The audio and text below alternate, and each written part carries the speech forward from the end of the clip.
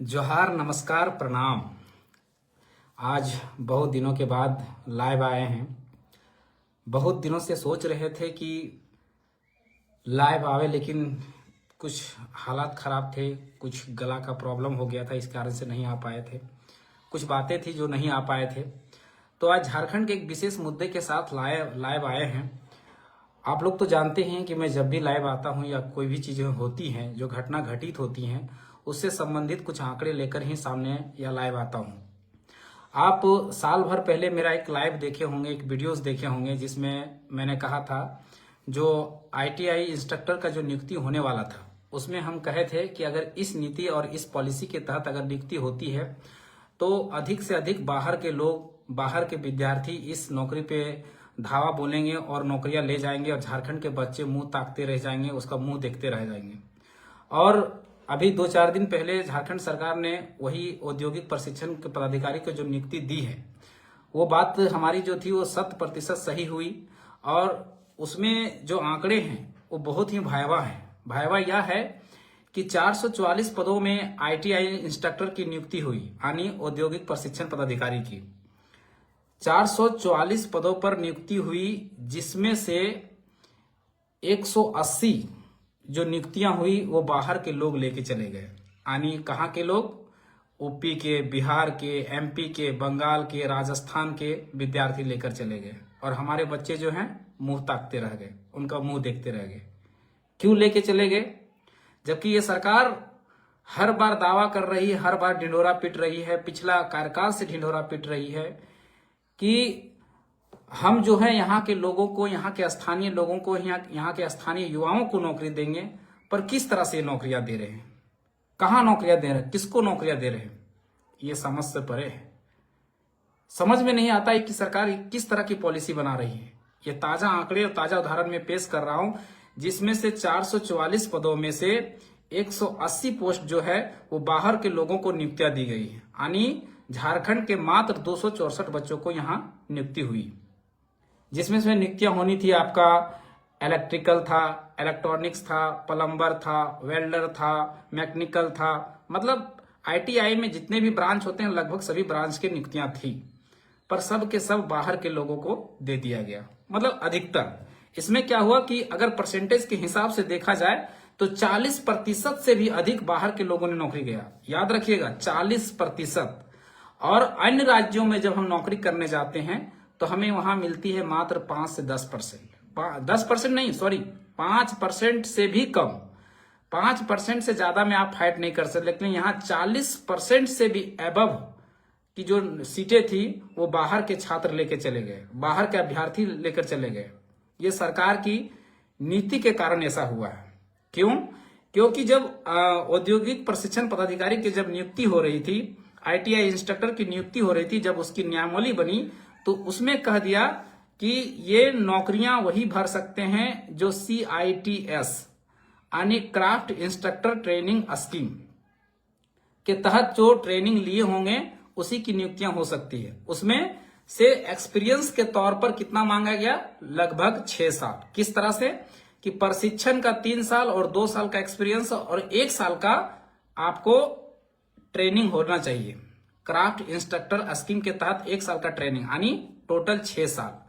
अब बताइए, झारखंड के छात्रों के पास जो था CITS जो संस्था जो इसको ट्रेनिंग करवाती है, वो झारखंड में मात्र एक है, मात्र एक जमशेदपुर में है। अब बताइए, जितने लड़के ITI किए हुए थे, क्या एक इंस्टीट्यूट में कितने विद्यार्थी CITS कर पाते? सो हमारे पास तो नहीं था। जब सर्टिफिकेट ही CITS का नहीं होगा तो हमारे छात्र फॉर्म भरेंगे कैसे? और जब हमारे छात्र फॉर्म भरेंगे ही नहीं तो हमारे छात्र नौकरियां लेंगे कैसे? ये जानबूझकर बाहरी पदाधिकारियों के तहत, बाहरी लोगों के द्वारा ये नीतियां बनाई गई थी कि उनको पता था कि झारखंड के छात्र जो हैं वो CITS यानी कि क्राफ्ट इंस्ट्रक्टर ट्रेनिंग स्कीम का जो डिग्री है, जो ट्रेनिंग है, वो नहीं लिए हैं। उनको पता था। क्यों? क्योंकि उनको ये भी मालूम था कि झारखंड में केवल इसका एक ही इंस्टीट्यूट है, वो भी जमशेदपुर में। अब वहां कितने बच्चे ट्रेनिंग ले सकते थे? सो नहीं लिए थे। और अगर इस पॉलिसी को, इस नीति को अगर इसके नियमावली में अगर डाल दिया जाए तो अधिक से अधिक कितने बच्चे शामिल हो सकते हैं। उनको ये चीज पता था और उन्होंने ये शामिल किया। और इसका शामिल करने के कारण क्या हुआ कि आज आपके सामने रिजल्ट है। मैं मोतीलाल महतो, मैं हमेशा अवगत कराया हूं, जब ये वैकेंसी निकली थी, जब ये नियमावली बन के आई थी, तब भी मैंने विरोध किया था, तब भी मैंने वीडियो बना के इसको जताया था और सभी छात्रों से आह्वान किया था, सभी ITI करने वाले छात्रों से आह्वान किया था कि भाई ये जो नियुक्तियां होने जा रही है ये बहुत गलत नियमावली के तहत होने जा रही है। अगर इसमें नियुक्तियां होती हैं तो अधिकतर बाहर के छात्र घुसेंगे, अन्य राज्यों के छात्र इसमें घुसेंगे। और हुआ भी, मेरी बातें 100% सही हुई, आज प्रमाणित हुई कि हमने जो कहा था वो सही निकला।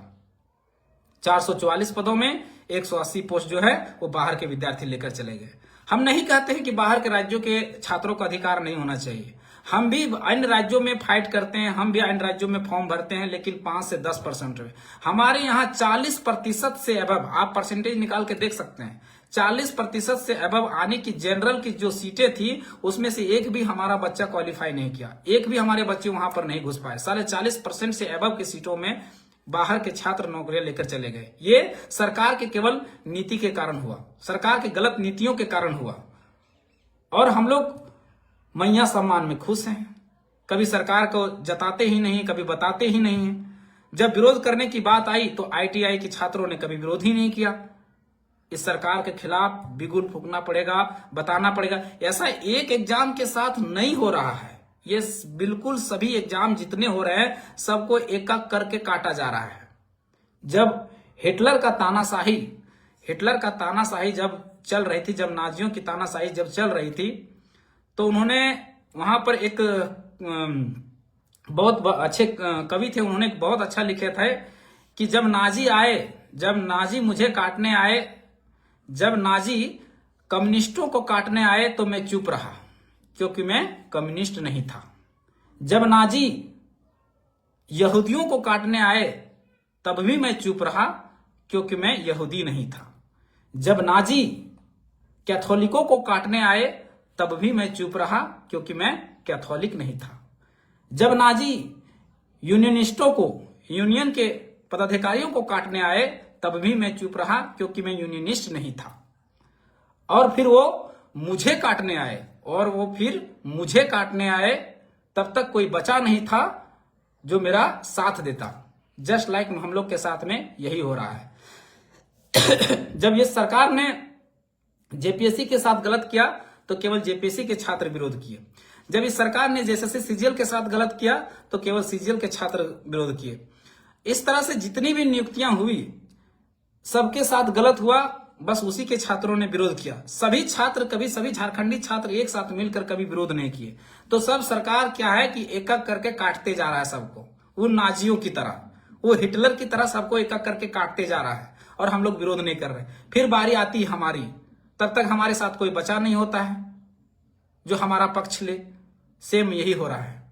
ITI इंस्ट्रक्टर के साथ भी यही हुआ, पंचायत सचिव के साथ भी यही हुआ, और बाकी जितने भी तमाम तरह के एग्जाम झारखंड में होते हैं सबके साथ भी यही हो रहा है।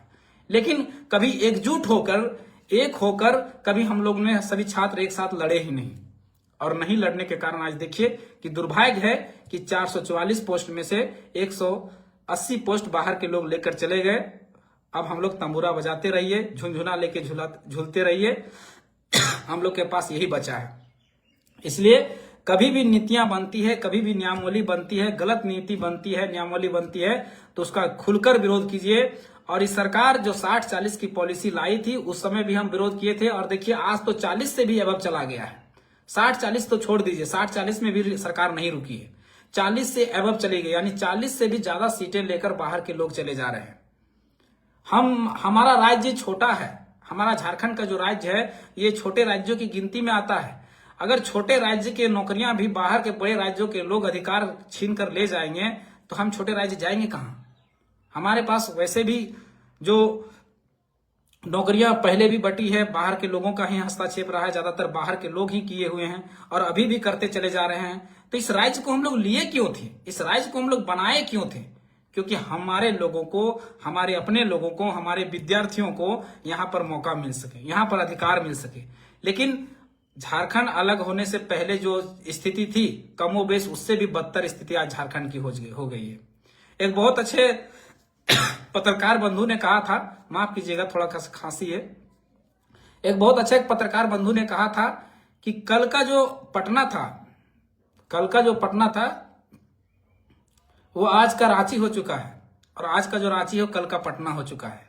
कहने का तात्पर्य यह था कि जिस तरह से पटना यानी बिहार में जिस तरह का भ्रष्टाचार, जिस तरह का अन्याय, जिस तरह का शोषण, जिस तरह का लूट खसोट पहले बिहार में होता था, पटना में होता था, अब रांची यानी झारखंड में हो रहा है। और रांची जो है वो झारखंड बन गया, सॉरी रांची जो है वो पटना बन गया है और पटना रांची। ये समझने वाली बात है। बहुत दुर्भाग्य के साथ बहुत गलत दिशा में सरकार जा रही है, गलत दिशा में हम लोग जा रहे हैं। इस सरकार का खुलकर विरोध कीजिए, हर प्लेटफॉर्म से विरोध कीजिए, फिजिकल हो, टेक्निकल हो, सोशल मीडिया के माध्यम से हो, जो भी जहां है जिस जगह पे है वहीं से विरोध शुरू कीजिए। और अन्यथा आप सोचते हैं कि अगर नौकरी किसी तरह से ले लिए हैं, हम विरोध है, हम बंधे हुए हैं, तो आने वाला समय में याद रखिएगा उन नाजियों की तरह, वो नाजी जो थे उन यहूदियों की तरह आपको भी कटना पड़ेगा, उन कैथोलिकों की तरह आपको भी एक दिन कटना पड़ेगा। अगर आप नहीं कटते हैं तो आपके बाल बच्चे कटेंगे, ये मैं लिख के दे सकता हूं। और ये बातें मैं जो कहता हूं वो आज नहीं, कल नहीं, अगर 1 साल बाद सत्य साबित हो, 1 महीने बाद सत्य साबित हो, या फिर 10 साल बाद सत्य साबित हो, लेकिन होके रहेगी। ये बात मैंने पहले भी चेताया था और आज देखिए सत्य साबित हुआ है। आने वाले में टाइम में सत्य साबित और भी बहुत चीजें होंगी। तो इतना ही मेरा कहना था कि सरकार का खुलकर विरोध कीजिए, इनके नीतियों का खुलकर विरोध कीजिए, जहां आपको गलत लगता है वहां विरोध कीजिए। इनकी मानसिकता बढ़ते जा रही है, इनकी गलत नीतियां बढ़ती जा रही हैं, जो सही नहीं है, कतई सही नहीं है, राज्य के लिए सही नहीं है, राज्यवासियों के लिए सही नहीं है, राज्य के आने वाले भविष्य के लिए सही नहीं है। धन्यवाद, जोहार, जय हिंद, जय झारखंड।